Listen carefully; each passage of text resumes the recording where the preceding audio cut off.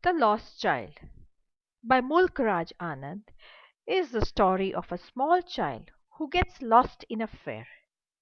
He had gone with his parents but was engrossed in looking at the roundabout swing. The story highlights the bond of love and affection that the child shares with his parents. In The Lost Child by Mulk Raj Anand, we have the theme of desire, materialism, connection, kindness, desperation, acceptance, and security.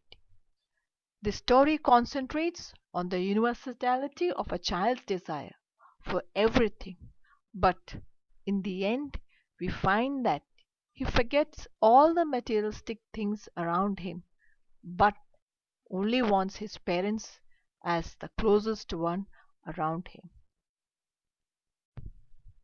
It was the season of spring. The people of the village came out of their houses in colorful attire and walked towards the fair. A child, along with his parents, was going to the fair and was very excited and happy. He was attracted to the stalls of toys and sweets. Though his father got angry in between, but his mother pacified him and diverted his attention to other things. The child moved forward but once again lagged behind because his eyes was caught by one thing or the other on his way. The child was an obedient child and would walk towards them on being called, but his eyes would keep on looking at the toys that he wanted. As he reached them, he could not control his desire to buy a toy. He was familiar to the reaction that his parents would give him. He knew that they would stare at him, scold him, and indicated a denial to buy the toys that he wanted. The child knew the emotionless way in which he would be stared at and the way he will be denied for what he wanted. The father's eyes grew red with anger whenever the boy asked for something. The mother became very emotional due to the cheerful mood and would try to pacify the child. Lovingly, she gave her finger to the child to hold on and guided him to a place. She asked him to see what was in front of him. There was a vast field full of bright yellow colored mustard flowers. They seemed like flowering streams of gold and were widespread. A group of dragonflies, black bees, and butterflies buzzed around, sucking the nectar from the flowers. The child looked at them as they flew around. When one of them sat somewhere, he tried to catch them, but the tiny creature would fly away the next moment.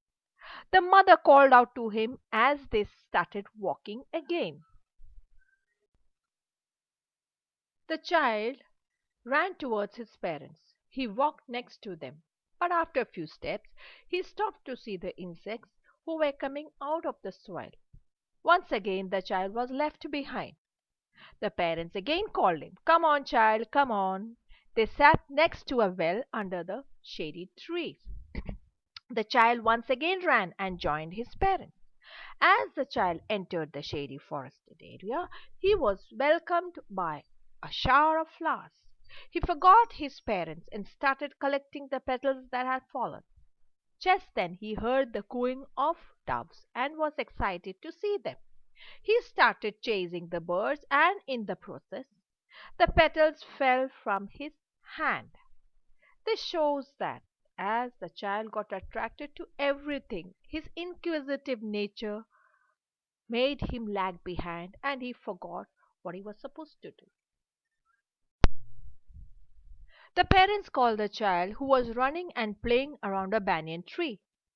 They lifted him up and walked down a narrow twisting lane through which they crossed the mustard fields and reached the fair.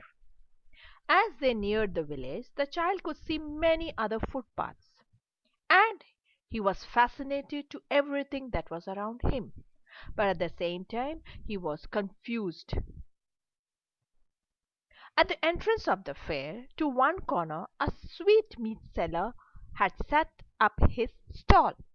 He was selling various sweets like gulab jamun, rasgulla, barfi, and jalebi. The sweets were displayed at different heights and were covered with foils of gold and silver. The boy's mouth watered when he sighted his favorite barfi. He expressed his desire to get one in a low voice, but he knew that his request will be refuted by his parents.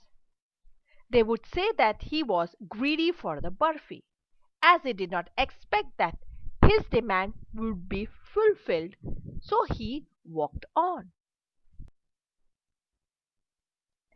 The next stall was that of a flower seller. He announced that he was selling garlands of gulmohar flowers. The child wanted one of them.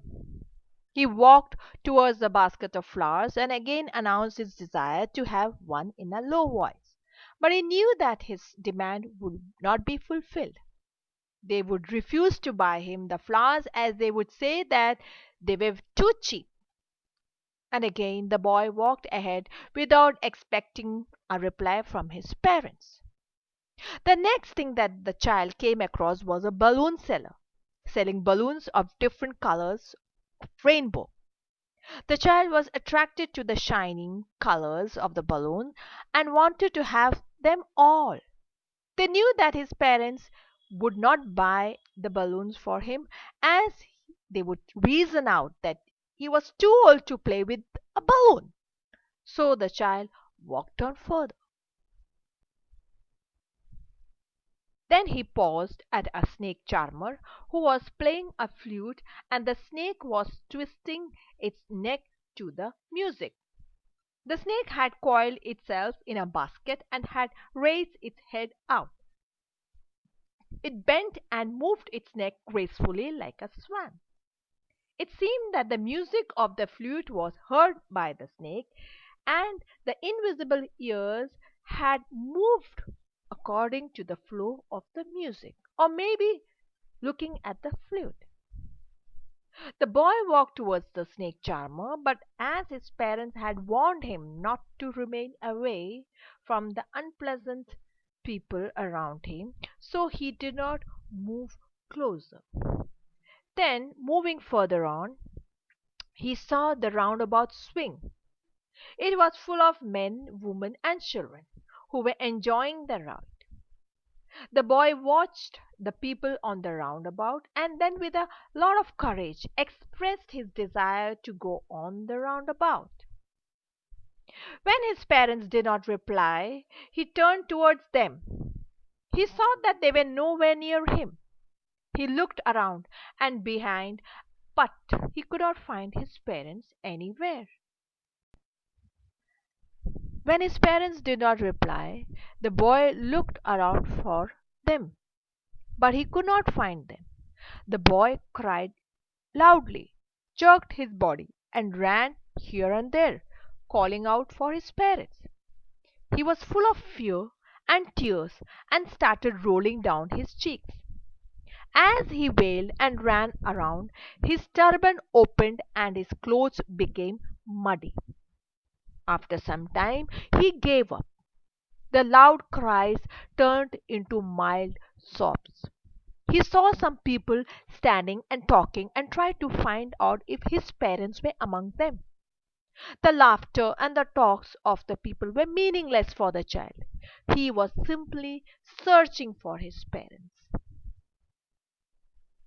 The boy ran towards a temple which was crowded with people. He ran through the legs of men, calling out his parents. The crowd was pushing each other as he neared the entrance of the temple.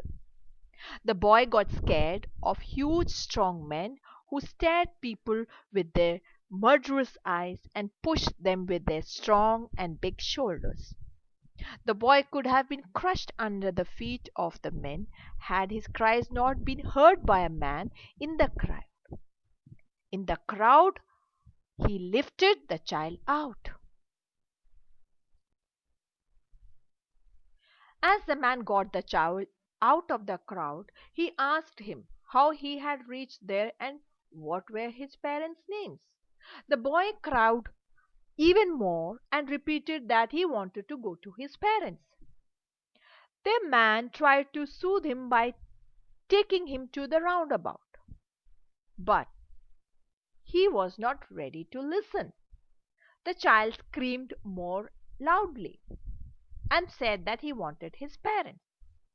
Then the man headed towards the place where the snake charmers still played on the flute to the swing cobra. But the child don't want to listen or see at the cobra. Then the man thought and went towards the balloon, thinking that the bright colors of the balloon would distract the child's attention and quieten him. But he was wrong. The child was not and cannot be stopped. He was wailing and crying at the top of his voice. Again and again the man tried to pacify him, but it was of no use. The man tried to make the child happy and took him to the flower seller. He asked him to smell the fragrance of the flowers and offered him a garland. The child refused to smell the flowers that he wanted to buy earlier, but now his priority was to get his parents. Then, finally, the man took him to the sweetmeat seller and offered to buy sweets for him. Still, the boy did not want his favorite sweet, but wanted his parents.